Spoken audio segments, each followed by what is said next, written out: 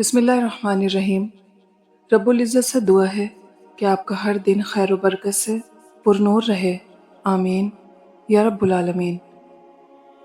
قسم سے دل خوش ہو جاتا ہے جب ماں کہتی ہے بیٹا اللہ تجھے کامیاب کرے۔ زمانہ احسان کی بات کرتا ہے، مگر سچ تو یہ ہے کہ رشتے آج بھی مطلب سے شروع ہو کر مطلب پر ختم ہو جاتے ہیں۔ آج کے دور میں 4 رشتے دار ایک ساتھ تبھی چلتے ہیں جب 5واں کاندھے پر ہو۔ حشر کے دن تو تمہارا جسم بھی تمہارے خلاف بولے گا، پھر یہ وفاداری کس میں ڈھونڈ رہے ہو؟ اس شخص کے لیے مرنا چھوڑ دیں جسے آپ کے جینے مرنے سے فرق نہیں پڑتا، اس ماں کے لیے جئیں جو آپ کو اداس دیکھ کر دن رات مرتی ہے۔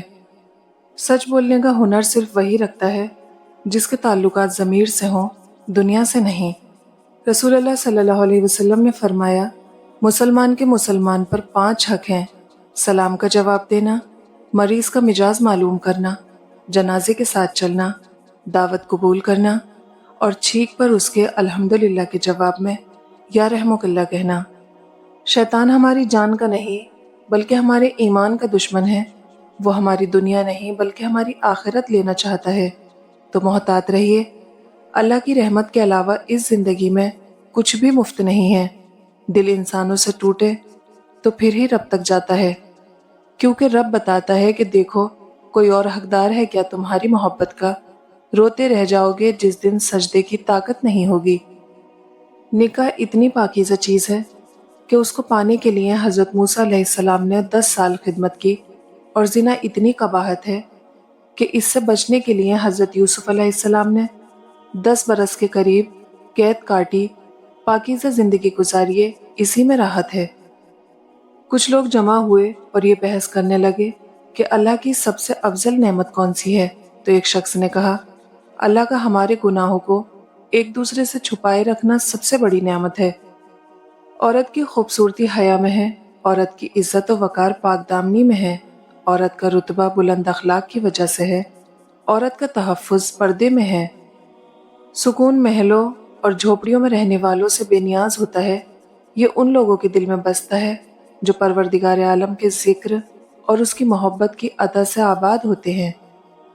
لہٰذا اگر عورت دنیا میں ایمان، حیا، عبادت، صبر اور وفاداری سے زندگی گزارتی ہے تو اللہ تعالیٰ اسے ایسی جنت عطا فرمائے گا جس کا تصور بھی دنیا میں نہیں کیا جا سکتا۔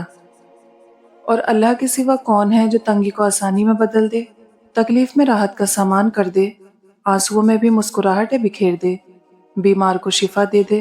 صرف وہی مصور ہے جو ٹوٹے دل اور دم توڑتی ہمتوں کو نہایت شفقت سے جوڑ دیتا ہے۔ بے شک اللہ توکل کرنے والے لوگوں کو پسند کرتا ہے۔ ان چیزوں کا خیال نہ کریں جو آپ کو دعا کے بعد حاصل نہیں ہوئی، ان لامحدود نعمتوں کے بارے میں سوچیں جو اللہ نے آپ کو بغیر مانگے عطا کی ہیں۔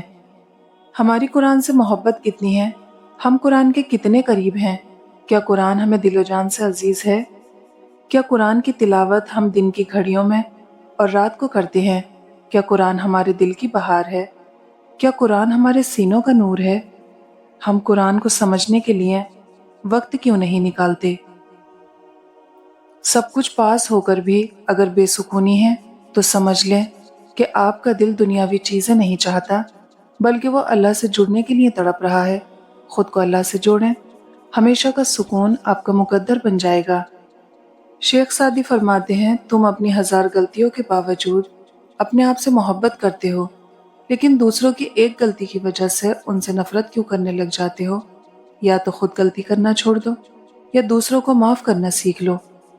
اللہ کی محبت اتنی خاص ہے کہ اگر انسان جائے نماز پر صرف سر جھکا کے بیٹھا رہے، کچھ نہ بھی بولے، تب بھی وہ رب کچھ لمحوں بعد ایسا سکون بندے کے دل میں اتار دیتا ہے کہ لگتا ہے جیسے اس نے پریشان دل کو یہ سمجھا دیا ہو کہ میرے بندے نا امید نہ ہو، میں ہوں نا، سب ٹھیک کر دوں گا۔ اللہ تعالیٰ نے کبھی نہیں کہا کہ زندگی آسان ہوگی، اللہ تعالیٰ نے فرمایا میں صبر کرنے والوں کے ساتھ ہوں گا۔ احساس کی قیمت نہیں ہوا کرتی، نہ ہی یہ بازاروں میں بکتا ہے، بلکہ یہ محسوس ہوتا ہے صرف انہیں جو آنکھیں نم اور دل نرم رکھتے ہیں۔